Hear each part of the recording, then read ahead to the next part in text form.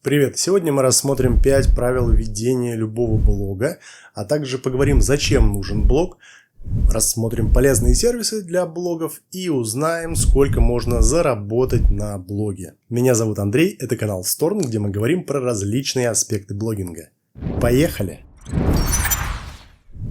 Для начала давайте поговорим, зачем вообще вести блог.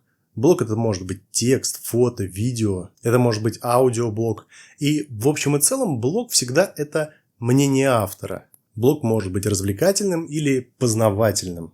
В качественном, хорошем, продуманном блоге автор всегда раскрывает какую-то одну глобальную тему. Хотя развлекательные блоги не всегда следуют этому правилу. Зачем тратить столько сил, времени на ведение блога? У авторов могут быть абсолютно разные цели. Это может быть просто для души, и тогда это в чистом виде хобби. Целью может быть популярность, стать через блог известным и узнаваемым. Заработок. Некоторые авторы зарабатывают на своих блогах сотни тысяч рублей и даже миллионы. Продвижение своих товаров и услуг. Магазины очень часто создают блоги с обзором своих товаров, а фирмы, оказывающие услуги, делают обзоры на свои услуги и показывают свое преимущество перед конкурентами. И еще как один из вариантов цели – просто сделать этот мир чуточку лучше. И очень важно определиться с целью своего блога в самом начале пути. Вы, наверное, выбрали вариант заработать. Напишите мне в комментариях, какая цель у вашего блога, если вы только начали или уже давно ведете блог. Как только определились с целью, нужно усвоить 5 главных правил для ведения блога. Эти правила – это мое авторское мнение, и я не претендую на истину в последней инстанции. У вас могут быть другие варианты, и если они есть, то поделитесь со мной и всеми остальными в комментариях. Итак, первое правило. Блог теперь это ваше любимое занятие. Ведение блога – это полноценная работа. Это требует от вас много времени на подготовку материала, публикацию, продвижение. Вести блог спустя рукава не получится, вы просто не выйдете на результат. Блог должен стать вашим любимым занятием, тем, чем вы будете заниматься без оплаты и в свободное время. То есть хобби. Никаких денег, известности, подписчиков вначале ждать не стоит. Вы просто будете писать, рассказывать, снимать, и все это в пустоту. Придется потратить часы на написание материалов, съемку роликов, если вы ведете видеоблог. И все это ради того, чтобы их никто не посмотрел. И если вы делаете это для души, то проблем вообще никаких не возникает. А если все это исключительно ради денег, то скорее всего вы остановитесь буквально в шаге от результата.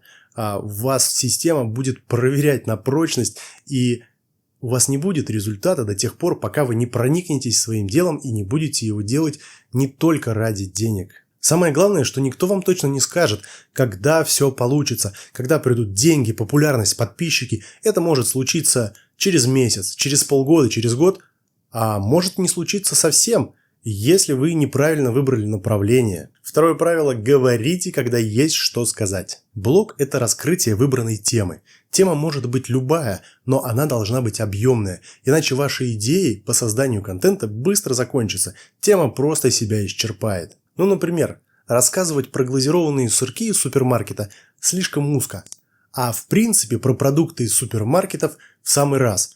Тут есть где разгуляться, и можно сравнивать цены, сроки годности, состав и натуральность. Важно, чтобы вам было что сказать по теме. Если вы просто льете воду, то это смотреть не будут. Конкуренция очень большая, и люди уйдут на другие блоги, где интереснее, полезнее, информативнее. И тут нужна либо супер уникальная тема, в которой только вы являетесь экспертом, либо нужно делать контент на уровне с конкурентами и соответствовать им. Худшее, что можно придумать для поддержания активности в блоге, это лить воду. Не стоит говорить про свои проблемы и трудности, если у вас тематический блог. Например, вы рассказываете про полезные советы и лайфхаки в быту.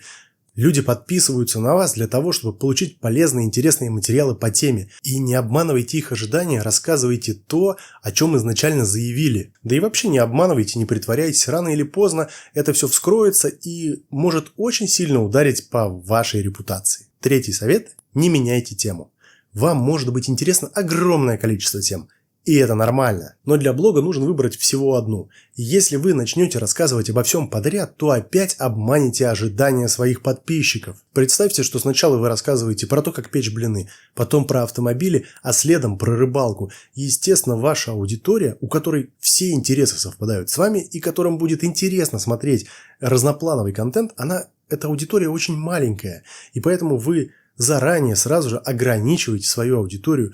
У вас может быть много различных увлечений, но блог должен быть посвящен одной теме, в которой вы будете развиваться как автор, развиваться как эксперт. Иногда случается так, что начинаешь рассказывать об одном, вот выбрал тему, кажется, да, это перспективно, автомобили, дорогая тематика, что-то еще, но разговор все время уходит в другую сторону, в другую тему. И тогда выход один. Надо просто брать и менять тему блога и вести блог на ту тему, которая именно вам нравится. Поиск себя и своих истинных интересов – это абсолютно нормальный процесс. Многие люди даже толком не могут сформулировать, что им нравится, поэтому и приходится пройти через путь поиска, пробовать себя в одном, во втором, в третьем, каждый раз начинать сначала, но так вы точно найдете именно ваше занятие, именно то, что вам по душе. Четвертый совет – общайтесь с аудиторией. Обратная связь очень важна, и особенно в начале пути. Вам придется тратить много времени, отвечая на вопросы и комментарии ваших подписчиков. Ваши ответы повысят вовлеченность подписчиков, и они будут спрашивать вас снова и снова.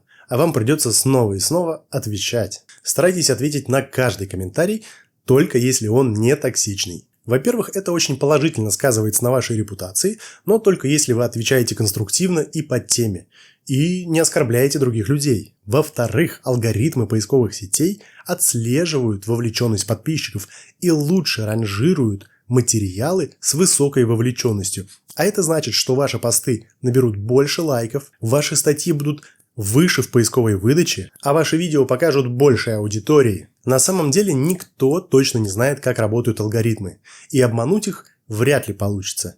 Алгоритмы постоянно совершенствуются, поэтому нужно нацеливаться не на алгоритмы, а делать контент для людей. Алгоритмы сейчас настолько умные, что могут учитывать поведение людей при чтении или просмотре ваших материалов. Поэтому пишите и снимайте свои видео именно для людей, а алгоритмы уже отработают как нужно. Пятое правило – качество важнее количества. Я уже сказал, что нужно делать контент для людей. И нужно его делать качественным. То есть лучше рассказывать реже, но более подробно и структурированно, чем просто лить воду, но очень много, или каждый день выдавать новое видео или статью, которая будет просто ни о чем. Давайте немножко вернемся к алгоритмам. Раньше алгоритмы поисковых систем и видеохостингов были очень простыми, и их было легко обмануть. Достаточно было задать ключевую фразу в заголовке, а потом побольше раз упомянуть ее в тексте, и роботы, видя, что ключевая фраза упоминается огромное количество раз в тексте, ранжировали эти материалы выше. То есть такие, назовем их недосайты, могли попадать на первой строчке поисковой выдачи. Но материал в них был абсолютно нечитаемый. В социальных сетях использовались нетематические хэштеги, накрутка лайков, просмотров, подписчиков, заказные комментарии. Кстати, это и сейчас процветает. Но в настоящее время алгоритмы отслеживают активность пользователей и их человеческое поведение. Ботов быстро вычисляют и блокируют. Заказные комментарии не повышают шансов на успех, а за серые методы продвижения можно получить бан и вовсе остаться без своего блога. Лучший вариант – делать качественный контент для людей, не используя никакие механизмы накрутки и серые методы продвижения. Я сейчас не буду останавливаться на всех сервисах для ведения блогов, их очень много, начиная от стандартных социальных сетей, заканчивая специализированными сервисами для ведения блогов и дневников, таких как «Живой журнал» и «Дневники». Об этом можно будет почитать в моей статье, ссылку на которую я оставлю в комментарии. Там, кстати, также изложены полезные советы о том, какую сеть лучше выбрать под ваш формат и какие сети лучше монетизируются, если вы все-таки задумались о заработке с вашего блога. И в качестве бонуса еще пара советов по поводу ведения блога. Есть огромное количество специализированных сервисов, которые помогают вести блоги. Я перепробовал массу различных сервисов, и самый интересный, который попался мне, это Notion.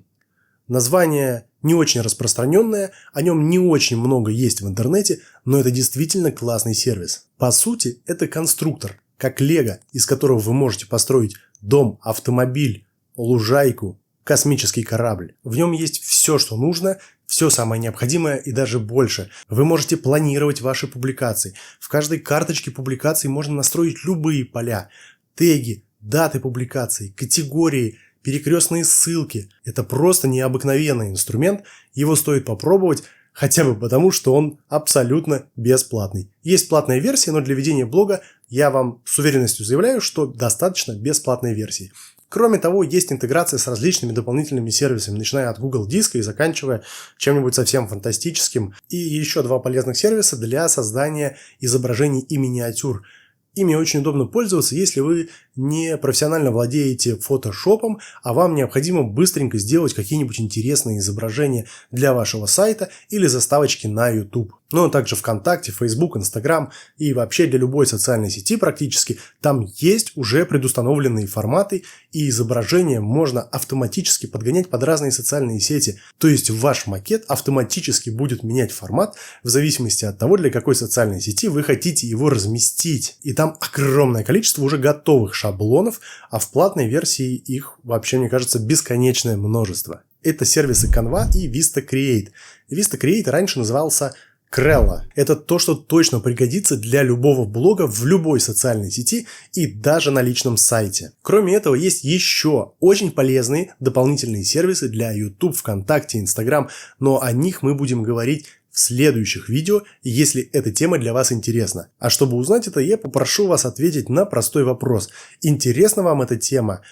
Нужно рассказывать еще о полезных сервисах? Напишите мне «да» или «нет» в комментариях. И давайте уже ответим на этот вопрос, сколько можно заработать на блоге. Вопрос этот заботит многих, причем в основном он заботит тех, у кого блога нет. Люди часто рассматривают блог не как способ самовыражения, а исключительно как способ заработка, как легкий способ заработка. На деле все оказывается гораздо сложнее, и большинство бросают ведение блога, так и не дождавшись первых лайков, подписчиков и уж тем более денег. Но, как мы видим, успешные блогеры просто купаются в роскоши и во внимании подписчиков. И вот тут-то пазлы не сходятся.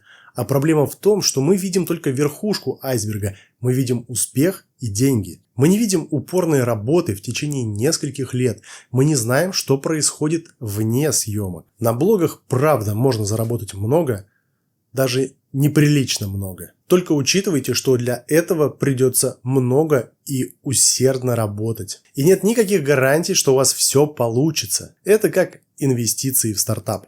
Можно стать миллионером, а можно остаться ни с чем. Но хорошая новость в том, что только вы решаете, каким будет результат. Результат напрямую зависит только от ваших действий. И удачное стечение каких-то обстоятельств может этот процесс только ускорить. В любом случае лучше делать, пробовать, развиваться, чем ждать у моря погоды. И если вы смотрите это видео потому, что решили создать блог, то смело начинайте и не останавливайтесь.